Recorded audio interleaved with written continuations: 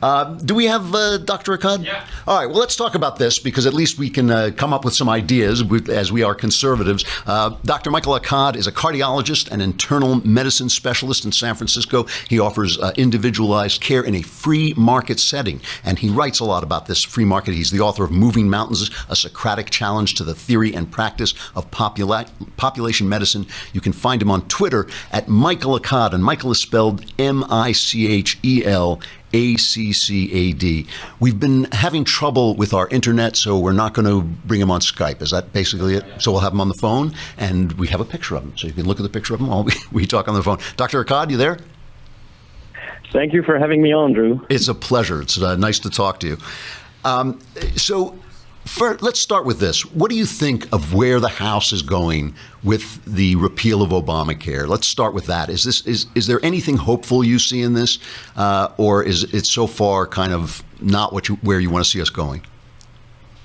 There may be a little bit of glimmers of little hopes here and there in some aspects of the law, but I'm so hopeful about the future of healthcare in general, and it has nothing to do with D.C. I really don't pay too much attention to what's happening with but you're hopeful DC. about it. I'm hopeful we will eventually have, believe it or not, universal health care, and we will have it when the whole government-run healthcare collapses. Okay. We will realize how much things are making are much more expensive when they're coming out of D.C. And so there's the beginning of a movement right now that is extremely dynamic and very hopeful among doctors and patients who are saying enough is enough. And, okay, we're paying taxes. Okay, we're forced to pay huge premiums that give us nothing, in terms of health insurance. But for many things, we can find very affordable, very high-quality health care just by circumventing the system, by dealing directly with one another, doctors and surgical centers taking care of patients directly on a cash basis, and it's working very well. And it's really taken off like wildfire in certain areas, not everywhere, of course, but in certain areas. Well, wait. Now you're talking about no insurance companies. Am I getting Correct. it right? No insurance, a cash basis. You're talking about going to doctors, respectable, real doctors. This is not black market medicine, right? And you're talking about paying them cash directly. Absolutely. Absolutely. And what is that? Now, I'm not. Yeah, go ahead. I'm not advising for people not to have any insurance at all. I mean, I think right now, if hospital care is so expensive that I think it's advisable for people to have some kind of coverage. It actually doesn't have to be insurance. There's a growing movement. You may have heard of cost-sharing ministries. These are faith-based cooperatives of people who get together and agree to help each other pay medical bills. And it's purely on a voluntary basis, faith-based, and it's working very well for large ticket items like a hospitalization. Yes, but at any rate, outside of so people ought to have some kind of coverage of that sort. But otherwise, for regular, day-to-day medical care, especially primary care, but also some outpatient surgery, you can have excellent care if you pay cash. When people have high deductibles on their insurance, they're better off paying cash, not using the insurance, and having really outstanding care in that way. And that's really a growing movement, and I think it's going to keep growing because, as the system gets worse and worse and more congested, people are recognizing that they're paying a lot of money, they're paying a lot of taxes, they're not getting anything out of it. So may as well write it off as a loss. So, and then go ahead. So will this system attract good doctors? I mean, will I be able to find a really top-notch doctor in a system like this? Absolutely. I mean, I think it attracts the doctors not only who are good, but who are willing to do what's right for the patient. Because most doctors who do this are actually doing this at a financial risk. Yeah. It's a lot safer to stay within the system. It's a lot safer to be on a panel, on a network, on an insurance network, or to get money from Medicare and things like that. It's a lot safer. But it puts you, as a doctor, it puts you in a conflict of interest. If you get paid by the insurance, then really all you are is you're acting as a subcontractor for the insurance company, right, or as a subcontractor for the government.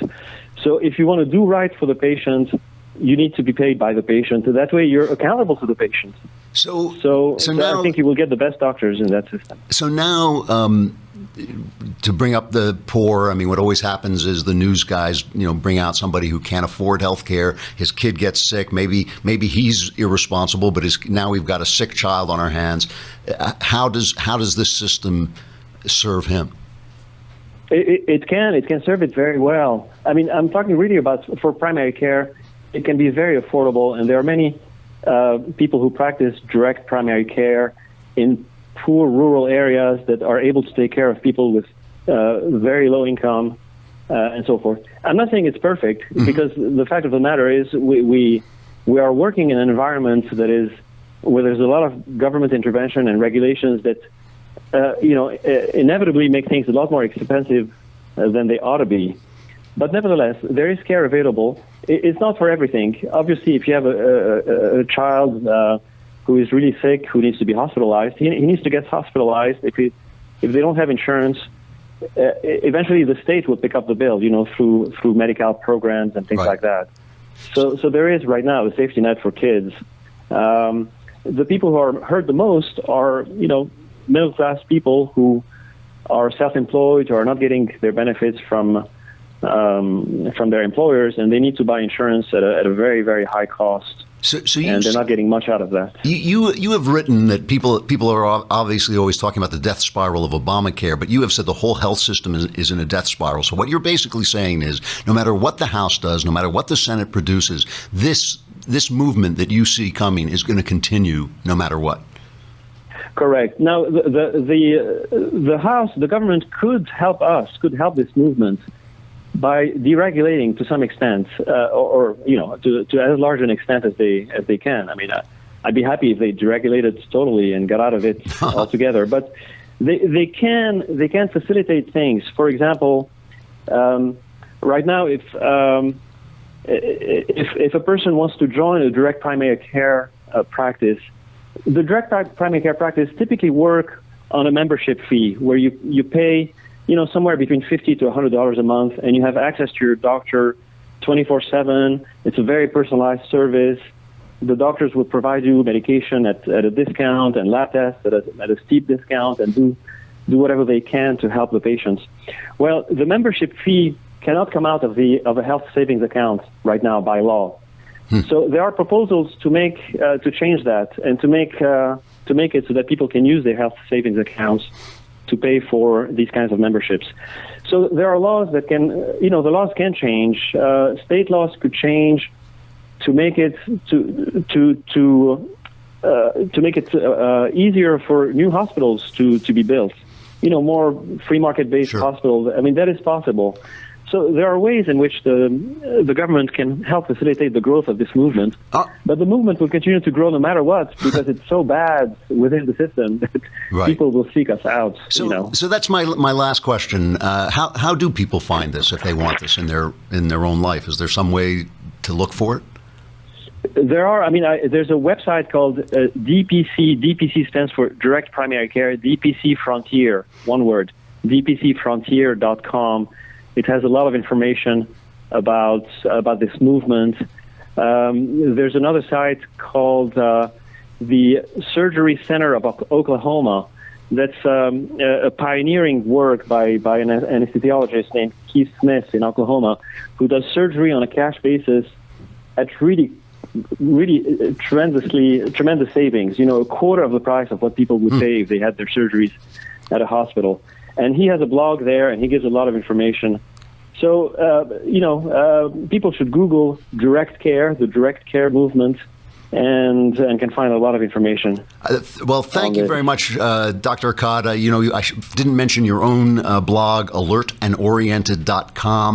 You can find Dr. Accad also on Twitter at Michael Accad, MichaelAccad. Thank you very much, Doctor. It's nice to have a hopeful note today. My pleasure. I appreciate it. That actually took me by surprise. I was not prepared to say that. He sounded more upbeat than anybody else I've heard about healthcare, but actually that makes a lot of sense.